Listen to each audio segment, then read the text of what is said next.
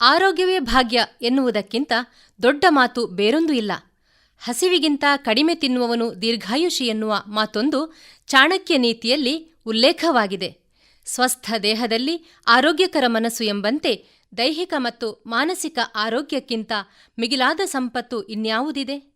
ವರುಷಗಳು ಉರುಳುತ್ತಲೇ ವ್ಯವಸ್ಥೆಯ ಎಲ್ಲಾ ಆಯಾಮಗಳಲ್ಲೂ ಬದಲಾವಣೆ ವಿಪರೀತವಾಗುತ್ತಿದೆ.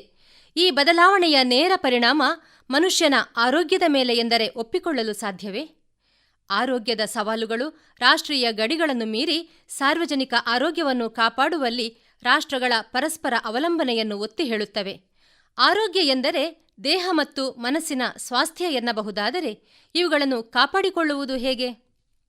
ಜಾಗತಿಕ ಆರೋಗ್ಯ ಸಮಸ್ಯೆಗಳ ಬಗ್ಗೆ ಜಾಗೃತಿ ಮೂಡಿಸಲು ಮತ್ತು ಅವುಗಳನ್ನು ಪರಿಹರಿಸುವ ಪ್ರಯತ್ನಗಳನ್ನು ಸಜ್ಜುಗೊಳಿಸಲು ವಿಶ್ವ ಆರೋಗ್ಯ ಸಂಸ್ಥೆ ಸ್ಥಾಪಿತಗೊಂಡಿದೆ.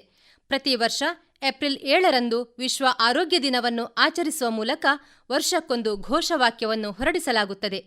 ವಿಶ್ವ ಆರೋಗ್ಯ ದಿನವು ಜಾಗತಿಕ ಆರೋಗ್ಯ ಸವಾಲುಗಳನ್ನು ಪ್ರತಿಬಿಂಬಿಸುವ ಒಂದು ನಿರ್ದಿಷ್ಟ ವಿಷಯದ ಸುತ್ತ ಇರುತ್ತದೆ. ಇಷ್ಟಾಗಿಯೂ ಹಿಂದೆಂದಿಗಿಂತಲೂ ಹೆಚ್ಚಾಗಿ ಕಾಡುತ್ತಿರುವ ಮಾರಕ ರೋಗಗಳು ಹೊಸ ಹೊಸ ಅವತಾರಗಳಲ್ಲಿ ಕಂಡುಬರುತ್ತಿದ್ದರೂ ಅಷ್ಟೇ ತ್ವರಿತವಾಗಿ ಸೂಕ್ಷ್ಮವಾಗಿ ಸ್ಪಂದಿಸುವ ವೈದ್ಯಕೀಯ ವ್ಯವಸ್ಥೆ ಬಲಗೊಂಡಿದೆ. ರೋಗ, ರೋಗಿಗಳು, ವೈದ್ಯರು, ಆಸ್ಪತ್ರೆ, ಔಷಧಗಳು ಎಲ್ಲವೂ ಹೆಚ್ಚಾಗುತ್ತಾ ಸಮಾಜವು ಮತ್ತೆ ಓಲ್ಡ್ ಈಸ್ ಗೋಲ್ಡ್ ಎನ್ನುವ ಸತ್ಯವನ್ನು ಕಂಡುಕೊಳ್ಳುತ್ತಾ ಹಿಂದಿನ ಕಾಲದ ಆಹಾರ ಪದ್ಧತಿಯನ್ನು ಹಾಗೂ ಜೀವನ ಶೈಲಿಯನ್ನು ಅನುಸರಿಸುವ ಮೂಲಕ ಆರೋಗ್ಯವನ್ನು ಕಾಪಾಡಿಕೊಳ್ಳುವ ಅರಿವಿನ ಹೆಜ್ಜೆ ಇರಿಸಿದೆ. ಇಲ್ಲೊಂದು ಸತ್ಯವಿದೆ. ಹಾಗಾದರೆ ಆಹಾರ ಮತ್ತು ಜೀವನ ಶೈಲಿ ಆರೋಗ್ಯದ ಮೇಲೆ ಪರಿಣಾಮ ಬೀರುವುದೇ? ಹೌದೆನ್ನುತ್ತದೆ ವೈದ್ಯವಿಜ್ಞಾನ ಹಾಗೂ ಮನೋವಿಜ್ಞಾನ. ಈ ಅರಿವಿನ ಎಳೆಯನ್ನು ಹಿಡಿದು ಮೂಲವನ್ನು ಹುಡುಕ ಹೊರಟಾಗ ಸತ್ಯ ದರ್ಶನವಾಗುತ್ತದೆ. ದೈಹಿಕ, ಮಾನಸಿಕ, ಭಾವನಾತ್ಮಕ, ಆಧ್ಯಾತ್ಮಿಕ ಹೀಗೆ ಸಮಗ್ರ ಆರೋಗ್ಯಕ್ಕೆ ಎಲ್ಲಾ ವಿಭಾಗಗಳಲ್ಲಿ ಸಮತೋಲನ ಅತ್ಯಗತ್ಯ. ಡಾಕ್ಟರ್ ಬೆನ್ ಜಾನ್ಸನ್ ಅವರು ಹೇಳುವಂತೆ ನಮ್ಮ ಪ್ರತಿಯೊಬ್ಬರಲ್ಲೂ ಒಂದು ಅಂತರ್ಗತವಾದ ಮೂಲಭೂತವಾದ ಪ್ರೋಗ್ರಾಂ ಇರುತ್ತದೆ. ಇದನ್ನು ಆತ್ಮ ಆರೈಕೆ ಎಂದು ಕರೆಯಲಾಗುತ್ತದೆ. ನಿಮಗೆ ಎಂದಾದರೂ ಗಾಯವಾಗಿದ್ದರೆ ಅದು ಪುನಃ ಗುಣವಾಗುತ್ತದೆ.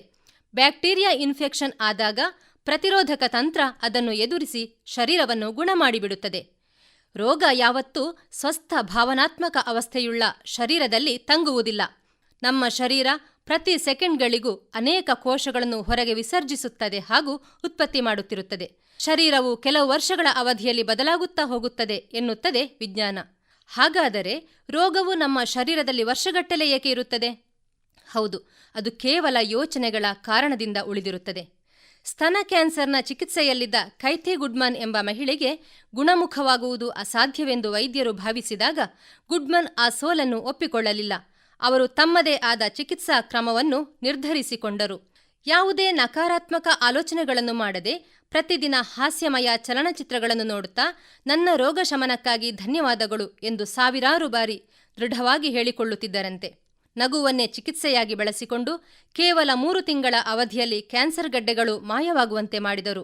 ಸ್ವ ಅನುಭವದ ನೆಲೆಯಲ್ಲಿಯೂ ಹೇಳಬೇಕಾದರೆ ದೈಹಿಕ ಕಾಯಿಲೆಗಳ ಹಿಂದೆ ದ್ವೇಷ, ಕೋಪ ಅಥವಾ ಅಪರಾಧಿ ಪ್ರಜ್ಞೆ ಅಡಗಿರುತ್ತದೆ ಎನ್ನುವುದು ಸತ್ಯ. ನಾವು ಯಾವಾಗ ನಿಜವಾಗಿಯೂ ನಮ್ಮನ್ನು ಪ್ರೀತಿಸುತ್ತಾ ಇತರರನ್ನು ಕ್ಷಮಿಸಲು ಆರಂಭಿಸುತ್ತೇವೆಯೋ ಆಗ ನಾವು ಗುಣಮುಖರಾಗಲು ಆರಂಭವಾಗುತ್ತದೆ. ರೋಗ ಪೀಡಿತರಾದಾಗ ಜನರು ಅದರ ಕುರಿತು ಮಾತನಾಡುತ್ತಾ ಯೋಚಿಸುತ್ತಾ ಅಧಿಕ ರೋಗಕೋಶಗಳನ್ನು ಉತ್ಪತ್ತಿ ಮಾಡಿದಂತಾಗುತ್ತದೆ. ನಾವು ಯಾವುದನ್ನೇ ಹಿಡಿದುಕೊಂಡಿದ್ದಲ್ಲಿ ಅದು ನಮ್ಮನ್ನು ಬಿಟ್ಟು ಹೋಗುವುದಾದರೂ ಹೇಗೆ ಎನ್ನುವುದನ್ನು ಬಾಬ್ ಫ್ರ್ಯಾಕ್ಟರ್ ಅವರು ವಿವರಿಸುತ್ತಾರೆ. ದೈಹಿಕ ಆರೋಗ್ಯ ಎಂದರೆ ಶರೀರದ ಸರಿಯಾದ ಕಾರ್ಯನಿರ್ವಹಣೆ, ರೋಗಗಳು ಇಲ್ಲದಿರುವುದು ಮತ್ತು ದೈಹಿಕ ಸಾಮರ್ಥ್ಯವನ್ನು ಸೂಚಿಸುತ್ತದೆ. ಸಾಕಷ್ಟು ಪೌಷ್ಟಿಕ ಆಹಾರ ಮತ್ತು ನಿದ್ದೆ ಇದಕ್ಕೆ ಮುಖ್ಯವಾಗಿದೆ. ಮಾನಸಿಕ ಆರೋಗ್ಯ ಎಂದರೆ ಆಲೋಚನೆ, ಕಲಿಕೆ ಮತ್ತು ಭಾವನೆಗಳನ್ನು ನಿರ್ವಹಿಸುವ ಸಾಮರ್ಥ್ಯ, ಒತ್ತಡವನ್ನು ಎದುರಿಸುವುದು ಮತ್ತು ಸ್ಪಷ್ಟವಾಗಿ ಯೋಚಿಸುವುದು ಇತ್ಯಾದಿ. ಇವುಗಳಲ್ಲಿ ಸಮತೋಲನವಿದ್ದರೆ ಸಾಮಾಜಿಕವಾಗಿ, ಭಾವನಾತ್ಮಕವಾಗಿ, ಆಧ್ಯಾತ್ಮಿಕವಾಗಿ ಸ್ವಸ್ಥ ಬದುಕನ್ನು ಕಟ್ಟಿಕೊಳ್ಳಬಹುದು. ಅಪಘಾತಗಳಿಂದ ಸಾಂದರ್ಭಿಕವಾಗಿ ಶಾಶ್ವತವಾದ ದೈಹಿಕ ಮತ್ತು ಮಾನಸಿಕ ಅಂಗವಿಕಲತೆ ಉಂಟಾಗುತ್ತದೆ. ಈ ನಡುವೆ ಎಷ್ಟೋ ಜನ ಸಾವನ್ನು ಗೆದ್ದು ಬಂದವರಿದ್ದಾರೆ. ಹಾಗಾಗಿ ರೋಗವನ್ನು ಒಂದು ಸ್ಥಿತಿಯಾಗಿ ನೋಡುವುದರಿಂದ ಅದನ್ನು ಒಂದು ಪ್ರಕ್ರಿಯೆಯಾಗಿ ಯೋಚಿಸುವ ಬದಲಾವಣೆಯಾಗಿದೆ. ಆರೋಗ್ಯದ ವ್ಯಾಖ್ಯಾನಗಳಲ್ಲಿಯೂ ಇಂತಹದೇ ಬದಲಾವಣೆಗಳಾಗಿವೆ.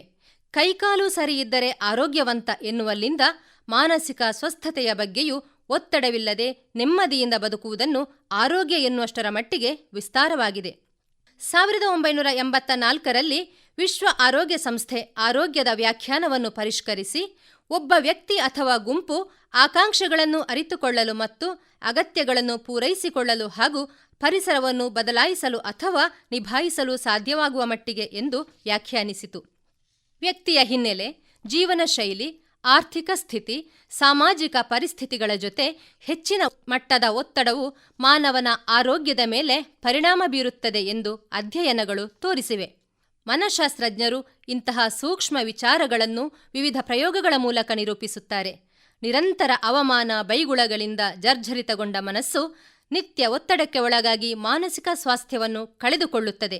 ಒಂದೇ ಸಮನೆ ಭಾರ, ಒತ್ತಡಗಳಿಗೆ ದೇಹದ ಯಾವುದಾದರೂ ಒಂದು ಭಾಗ ಒಳಪಟ್ಟರೂ ದೈಹಿಕ ಅನಾರೋಗ್ಯಗಳು ಗೋಚರಿಸುತ್ತವೆ.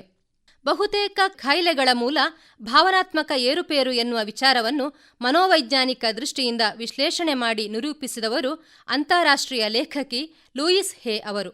ತಮ್ಮ you can heal your life ಪುಸ್ತಕದಲ್ಲಿ ಸುಮಾರು 400ಕ್ಕಿಂತಲೂ ಹೆಚ್ಚು ರೋಗಗಳಿಗೆ ಕಾರಣ ಮತ್ತು ಪರಿಹಾರಗಳನ್ನು ಸೂಚಿಸಿದ್ದಾರೆ. ಯಾವುದೂ ಕೂಡ ಆಕಸ್ಮಿಕವಾಗಿ ಸಂಭವಿಸುವುದಲ್ಲ.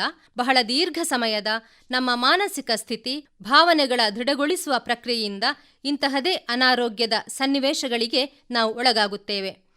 ಕೆಲವೊಬ್ಬರು ಯಾವಾಗಲೂ ತಮ್ಮ ಅನಾರೋಗ್ಯ, ಅಸಹಾಯಕತೆ, ಆರ್ಥಿಕ ಸಂಕಷ್ಟಗಳ ಬಗ್ಗೆ ಸಿಕ್ಕಿದವರಲ್ಲೆಲ್ಲ ಹೇಳಿಕೊಂಡು ತಿರುಗಾಡ್ತಾರೆ. ಇಂತಹವರಿಗೆ ಯಾವಾಗಲೂ ಸಮಸ್ಯೆಗಳು ತಪ್ಪುವುದೂ ಇಲ್ಲ. ಇಲ್ಲಿ ಗಂಭೀರವಾದ ಚಿಂತನೆಗೆ ತೊಡಗಬೇಕಾದ ಅನಿವಾರ್ಯತೆ ಇದೆ. ಯಾವುದನ್ನಾದರೂ ನಾವು ಮನಸ್ಸಿಗೆ ಹೇಗೆ ಕೊಟ್ಟುಕೊಳ್ಳುತ್ತೇವೆ ಎನ್ನುವುದು ಮುಖ್ಯ. ಈ ಕಾರಣಕ್ಕಾಗಿಯೇ ಸಾವನ್ನು ಗೆದ್ದವರು, ರೋಗಗಳನ್ನು ಗೆದ್ದವರ ಸಾಲು ಸಾಲು ಪ್ರೇರಣಾತ್ಮಕ ಘಟನೆಗಳ ಕುರಿತು ಅನೇಕ ಪುಸ್ತಕಗಳು ಪ್ರಕಟಗೊಂಡಿವೆ. ದೇಹವಿಡೀ ಹರಡಿದ ಕ್ಯಾನ್ಸರನ್ನು ಸಂಪೂರ್ಣವಾಗಿ ಗುಣಪಡಿಸಿಕೊಂಡ ಮಾಯಾ ತಿವಾರಿ 1970ರ ದಶಕದಲ್ಲಿ ಟಾಪ್ ಅಮೆರಿಕನ್ ಫ್ಯಾಷನ್ ಡಿಸೈನರ್ ಆಗಿದ್ದವರು. ತಮ್ಮ 23ರ ವಯಸ್ಸಿನಲ್ಲಿ ತೀವ್ರ ಕ್ಯಾನ್ಸರ್ಗೆ ತುತ್ತಾಗಿ ಲೆಕ್ಕವಿಲ್ಲದಷ್ಟು ಬಾರಿ ರೇಡಿಯೇಷನ್, 12 ಬಾರಿ ಶಸ್ತ್ರಚಿಕಿತ್ಸೆ ಎಲ್ಲವೂ ಮುಗಿದ ಮೇಲೆ ವೈದ್ಯರು ನಿಮಗಿರುವುದು ಇನ್ನು 2 ತಿಂಗಳು ಎಂದು ಹೇಳಿದ್ದರು. ತಮ್ಮ ಪಾತ್ ಆಫ್ ಪ್ರಾಕ್ಟೀಸ್ ಪುಸ್ತಕದಲ್ಲಿ ಜೀವನದಲ್ಲಿ ಇರಬೇಕಾದ ಶಿಸ್ತು, ಬದ್ಧತೆ, ಮನಸ್ಸಿನ ನಿಯಂತ್ರಣ, ತ್ಯಾಗ, ಸೇವಾಭಾವ, ಜ್ಞಾನ ಅರ್ಜನೆ ಇವುಗಳ ಬಗ್ಗೆ ನಿರಂತರ ಅಭ್ಯಾಸದ ಮೂಲಕ ಮಾನಸಿಕ ಆರೋಗ್ಯವನ್ನು ಕಾಪಾಡಿಕೊಳ್ಳುವ, ಬೌದ್ಧಿಕ ಜಾಗೃತಿಯನ್ನು ಬೆಳೆಸಿಕೊಳ್ಳುವ ದಾರಿಯ ಸಾಧ್ಯತೆಗೆ ಸಾಕ್ಷಿಯಾಗಿ ನಿಂತ ಮದರ್ ಮಾಯಾ ಅವರಿಗೀಗ 74ರ ಹರೆಯ. ಸಾವಿನ ದವಡೆಯಿಂದ ಮಾಯಾ ತಿವಾರಿ ಹೇಗೆ ಪಾರಾದರು? ವಾತ, ಪಿತ್ತ, ಕಫಗಳ ಸಮತೋಲನದ ಮೂಲಕ ಆರೋಗ್ಯವನ್ನು ಸುಸ್ಥಿತಿಯಲ್ಲಿ ಇಟ್ಟುಕೊಳ್ಳುವ ಸಿದ್ಧಾಂತವನ್ನು ಮಾಯಾ ತಿವಾರಿ ಅವರು ತಮ್ಮ ಸೀಕ್ರೆಟ್ಸ್ ಆಫ್ ಹೀಲಿಂಗ್ ಎನ್ನುವ ಆಯುರ್ವೇದದ ಪುಸ್ತಕದಲ್ಲಿ ತಿಳಿಸುತ್ತಾರೆ. ಒಳ್ಳೆಯ ಆಹಾರ, ಸಮಯಕ್ಕೆ ಸರಿಯಾಗಿ ಊಟ, ನಿದ್ದೆ, ಯೋಗ, ಧ್ಯಾನಗಳ ಮೂಲಕ ಆಹಾರ ಮತ್ತು ಯೋಚನೆಗಳೇ ಔಷಧಿಯಾಗುವ ಬಗೆ ಇದು. ಅಶಿಸ್ತಿನಿಂದ ಬದುಕಿ ಆರೋಗ್ಯವಾಗಿರಿ ಎನ್ನುವ ಪುಸ್ತಕದಲ್ಲಿ ನೆಲ್ಲಿಕೆರೆ ವಿಜಯಕುಮಾರ್ ಅವರು ಇಂತಹ ಉದಾಹರಣೆಗಳನ್ನು ನೀಡುತ್ತಾರೆ. ಅತಿ ಶಿಸ್ತನ್ನು ಅಳವಡಿಸಿಕೊಂಡ ವ್ಯಕ್ತಿಗಳು ಸಾಮಾನ್ಯವಾಗಿ ಒಂದಲ್ಲ ಒಂದು ಕಾಯಿಲೆಯಿಂದ ನರಳುತ್ತಿರುತ್ತಾರೆ. ಟೇಕ್ ಇಟ್ ಈಸಿ ಪಾಲಿಸಿಯನ್ನು ಪಾಲಿಸುವ ಮೂಲಕ ಇಂತಹ ಒತ್ತಡಗಳಿಂದ ಮುಕ್ತಿ ಪಡೆಯಲು ಸಾಧ್ಯ. ಸಣ್ಣ ಸಣ್ಣ ವಿಚಾರಗಳಿಗೆಲ್ಲ ಡಿಸ್ಟರ್ಬ್ ಆಗುವ ಮನಸ್ಥಿತಿ ಕೆಲವರದು. ಬಹಳಷ್ಟು ಸಂದರ್ಭದಲ್ಲಿ ನಮಗೆ ನಾವೇ ಹೇರಿಕೊಂಡ ಕಡ್ಡಾಯ ಶಿಸ್ತನ್ನು ಪಾಲಿಸಲು ಸಾಧ್ಯವಾಗದಿದ್ದರೆ ಆ ದಿನವಿಡೀ ಮಾನಸಿಕ ಕಿರಿಕಿರಿಗೆ ಒಳಗಾಗುತ್ತೇವೆ. ಇಟ್ ಈಸ್ ಓಕೆ ಎನ್ನುವ ನೆಮ್ಮದಿ ನೀಡುವ ಮಾತೊಂದಿದೆ ಅಲ್ವೇ? ಒಮ್ಮೆ ಹೇಳಿಕೊಳ್ಳಿ, ಯಾವ ಸಮಸ್ಯೆಯೂ ನಮ್ಮೆದುರು ನಡೆಯುವ ದಾರಿಗೆ ಅಡ್ಡವಾಗುವುದಿಲ್ಲ. ಮಳೆ ನೀರಿನಲ್ಲಿ ಆಟವಾಡುವ ಮಕ್ಕಳನ್ನು ಕೆಲವು ಪೋಷಕರು ನಿನಗೆ ಶೀತ ಆಗ್ತದೆ, ಜ್ವರ ಬರ್ತದೆ, ಒದ್ದೆ ಆಗ್ಬೇಡ ಎಂದೆಲ್ಲ ನಕಾರಾತ್ಮಕ ಆಲೋಚನೆಗಳ ಮೂಲಕ ಮನಸ್ಸನ್ನು ದುರ್ಬಲಗೊಳಿಸುತ್ತಾರೆ. ಪರವಾಗಿಲ್ಲ, ಏನೂ ಆಗೋದಿಲ್ಲ ಎನ್ನುವ ಸ್ಥಿತಿಗೆ ಮಕ್ಕಳನ್ನು ಸಿದ್ಧಗೊಳಿಸಿ ಆಟವಾಡಲು ಬಿಡಿ. ಖಂಡಿತವಾಗಿಯೂ ಅನಾರೋಗ್ಯ ಕಾಡದು. ಪಕ್ಕದ ಮನೆಯವರು ಕಾರು, ಫ್ರಿಡ್ಜ್ ಖರೀದಿಸಿದರೆ, ತನ್ನದೇ ಸಮಕಾಲೀನರು ಉನ್ನತ ಹುದ್ದೆಗೆ ಏರಿದರೆ ಕೆಲವರ ಮನಸ್ಸಿನ ಸಮತೋಲನ ತಪ್ಪುತ್ತದೆ. ಇನ್ಯಾರೊಂದಿಗೂ ಹೇಳಿಕೊಳ್ಳಲು ಆಗದೆ ಒತ್ತಡಕ್ಕೆ ಒಳಗಾಗುತ್ತಾರೆ. ಇದರ ಪರಿಣಾಮ ಯಾರ ಮೇಲೆ? ನೇರವಾಗಿ ನಮಗಾಗಿ ನಿರಂತರ ಮಿಡಿಯುವ ನಮ್ಮ ಹೃದಯದ ಮೇಲೆ. ಮನಸ್ಸು ಮತ್ತು ದೇಹಕ್ಕೆ ಇರುವ ಸೈಕೋಸೊಮ್ಯಾಟಿಕ್ ಸಂಬಂಧವನ್ನು ಗಮನಿಸುತ್ತಾ ಹೋದರೆ ಈ ವಿಚಾರ ಹೆಚ್ಚು ಸ್ಪಷ್ಟವಾಗುತ್ತದೆ. ಉದಾಹರಣೆಗೆ, ಸಿಟ್ಟು ಬಂದಾಗ ರಕ್ತದ ಒತ್ತಡ ಹೆಚ್ಚಾಗುವುದು, ಭಯವಾದಾಗ, ಅತಿಯಾದ ಮಾನಸಿಕ ಒತ್ತಡವಾದಾಗ ಹೊಟ್ಟೆಯ ಸಮಸ್ಯೆಗಳು, ಆಮ್ಲದ ಉತ್ಪತ್ತಿ ಹೆಚ್ಚಾಗಿ ಆಸಿಡಿಟಿ ಉಂಟಾಗುತ್ತದೆ. ಇರಿಟೇಬಲ್ ಬೋವಲ್ ಸಿಂಡ್ರೋಮ್ ಅಂದರೆ ಹೊಟ್ಟೆನೋವು ಅಥವಾ ಅತಿಸಾರ ಉಂಟಾಗುವುದು ಇತ್ಯಾದಿ. ನಮ್ಮ ಭಾವನೆಗಳು ಚರ್ಮದ ಮೇಲೆಯೂ ಬಹಳ ಬೇಗ ಪರಿಣಾಮ ಬೀರುತ್ತದೆಯಂತೆ. ಮಾನಸಿಕ ಒತ್ತಡ ಹೆಚ್ಚಾದಾಗ ಸೋರಿಯಾಸಿಸ್ ಮತ್ತು ಎಕ್ಸಿಮಾದಂತಹ ಸಮಸ್ಯೆಗಳು ಕಾಣಿಸಿಕೊಳ್ಳಬಹುದು. ಭಾವನಾತ್ಮಕ ಏರುಪೇರುಗಳು ಮೈಗ್ರೇನ್ ತಲೆನೋವನ್ನು ಪ್ರಚೋದಿಸುತ್ತವೆ. ಅಧಿಕ ರಕ್ತದೊತ್ತಡ, ದಮ್ಮು ಅಥವಾ ಅಸ್ತಮ ಕೂಡ ದೀರ್ಘಕಾಲದ ಚಿಂತೆ ಹಾಗೂ ಆತಂಕ ಭಯಗಳಿಂದ ಉಂಟಾಗುತ್ತದೆ. ಮನಸ್ಸಿನ ಗಾಯಗಳು ಮಾಯವಾಗದಿದ್ದರೆ ಅವು ದೈಹಿಕ ನೋವಾಗಿ ಹೊರಬರುತ್ತವೆ. ಕೆಲವೊಮ್ಮೆ ವೈದ್ಯಕೀಯ ಪರೀಕ್ಷೆಗಳಲ್ಲಿ ಸ್ಕ್ಯಾನಿಂಗ್, ಬ್ಲಡ್ ಟೆಸ್ಟ್ ಎಲ್ಲವೂ ನಾರ್ಮಲ್ ಇದ್ದರೂ ವ್ಯಕ್ತಿಗೆ ನೋವಿರುತ್ತದೆ. ಇದನ್ನೇ ಸೈಕೋಸೊಮ್ಯಾಟಿಕ್ ಡಿಸಾರ್ಡರ್ ಎನ್ನಲಾಗುತ್ತದೆ. ನಮಗೆ ಒತ್ತಡ ಆದಾಗ ಮೆದುಳು ಕಾರ್ಟಿಸೋಲ್ ಎಂಬ ಹಾರ್ಮೋನನ್ನು ಬಿಡುಗಡೆ ಮಾಡುತ್ತದೆ. ಈ ಹಾರ್ಮೋನು ಅತಿಯಾದರೆ ಅದು ದೇಹದ ರೋಗನಿರೋಧಕ ಶಕ್ತಿಯನ್ನು ಕುಗ್ಗಿಸುತ್ತದೆ. ಇದರಿಂದಾಗಿ ಸಣ್ಣ ಪುಟ್ಟ ಕಾಯಿಲೆಗಳು ಬೇಗ ಗುಣವಾಗುವುದಿಲ್ಲ. ಸೆಲೆಬ್ರಿಟಿಗಳು ಹಠಾತ್ ಮರಣ ಹೊಂದಿದಾಗ, ಅತ್ಯಾಪ್ತರು ನಿಧನರಾದಾಗ ಅವರನ್ನು ತೀರಾ ಹಚ್ಚಿಕೊಂಡವರು ಹೃದಯಾಘಾತಕ್ಕೆ ಒಳಗಾಗಿ ಮರಣ ಹೊಂದುವುದನ್ನು ನಾವು ಕೇಳಿರುತ್ತೇವೆ. ಕೆಲವು ಭಾವನೆಗಳು ದೇಹದ ನಿರ್ದಿಷ್ಟ ಅಂಗಗಳ ಮೇಲೆ ಪ್ರಭಾವ ಬೀರುತ್ತವೆ ಎಂದು ಮನೋವಿಜ್ಞಾನದಲ್ಲಿ ಹೇಳಲಾಗುತ್ತದೆ. ಭಯವು ಮೂತ್ರಪಿಂಡ ಮತ್ತು ಮೂತ್ರಕೋಶದ ಸಮಸ್ಯೆಗಳಿಗೆ ಕಾರಣವಾಗಬಹುದು. ದುಃಖವು ಶ್ವಾಸಕೋಶ ಮತ್ತು ಜೀರ್ಣಕ್ರಿಯೆಯ ಮೇಲೆ ಪರಿಣಾಮ ಬೀರಬಹುದು. ಸೈಕೋಸೊಮ್ಯಾಟಿಕ್ ಸಮಸ್ಯೆಗಳಿಗೆ ಕೇವಲ ಮಾತ್ರೆಗಳು ಸಾಕಾಗುವುದಿಲ್ಲ. ಜೀವನ ಶೈಲಿಯ ಬದಲಾವಣೆ ಮುಖ್ಯ. ಧ್ಯಾನ, ಪ್ರಾಣಾಯಾಮ, ಕೌನ್ಸೆಲಿಂಗ್, ವ್ಯಾಯಾಮ ಹೀಗೆ ವಿವಿಧ ಆಯಾಮಗಳಲ್ಲಿ ನಿಯಮಿತವಾಗಿ ತೊಡಗಿಸಿಕೊಂಡಾಗ ರೋಗಮುಕ್ತರಾಗಬಹುದು. ನಮಗೆ ಬಂದ ಕಾಯಿಲೆಗಳಿಗೆ ವೈದ್ಯರು ನೀಡುವ ಚಿಕಿತ್ಸೆ, ಪ್ರೀತಿ ಹಾಗೂ ಭರವಸೆಯ ಆಪ್ತ ಮಾತುಗಳಿಗೆ ಶರೀರ ಸ್ಪಂದಿಸುವ ರೀತಿಯಲ್ಲಿ ನಾವೆಷ್ಟು ಗುಣಮುಖರಾಗುತ್ತೇವೆ ಎನ್ನುವುದನ್ನು ನಿರ್ಧರಿಸಬಹುದು. ಶರೀರ ಸ್ಪಂದಿಸಬೇಕಾದರೆ ನಾನು ಗುಣವಾಗುತ್ತೇನೆ, ನಾನು ಗೆಲ್ಲುತ್ತೇನೆ ಎನ್ನುವ ಬಲವಾದ ನಂಬಿಕೆ ಇದ್ದರೆ ಎಂತಹ ರೋಗಗಳಿಂದಲೂ ಮುಕ್ತಿ ಹೊಂದಬಹುದು ಎನ್ನುವುದಕ್ಕೆ ನೂರಾರು ನಿದರ್ಶನಗಳಿವೆ. ಮನಸ್ಸು ಮತ್ತು ದೇಹ ದುರ್ಬಲಗೊಂಡಾಗ ಆಹಾರವು ಆರೋಗ್ಯದ ಮೇಲೆ ಪ್ರಭಾವ ಬೀರುತ್ತದೆ ಎನ್ನುವುದನ್ನು ಒಂದಷ್ಟು ಗಮನಿಸಬೇಕಿದೆ. ಇತ್ತೀಚಿನ ಹಲವಾರು ವರ್ಷಗಳಿಂದ ನಾವು ಸೇವಿಸುವ ವಿಷಪೂರಿತ ಆಹಾರಗಳು ರೋಗ ನಿರೋಧಕ ಶಕ್ತಿಯನ್ನು ಕಡಿಮೆ ಮಾಡುತ್ತಿರುವುದು ಕಂಡುಬರುತ್ತಿದೆ. ಕಲಬೆರಕೆಯ ಆಹಾರಗಳು ಇಡೀ ಸಮಾಜದ ಆರೋಗ್ಯದ ಮೇಲೆ ಪ್ರಭಾವ ಬೀರುತ್ತವೆ.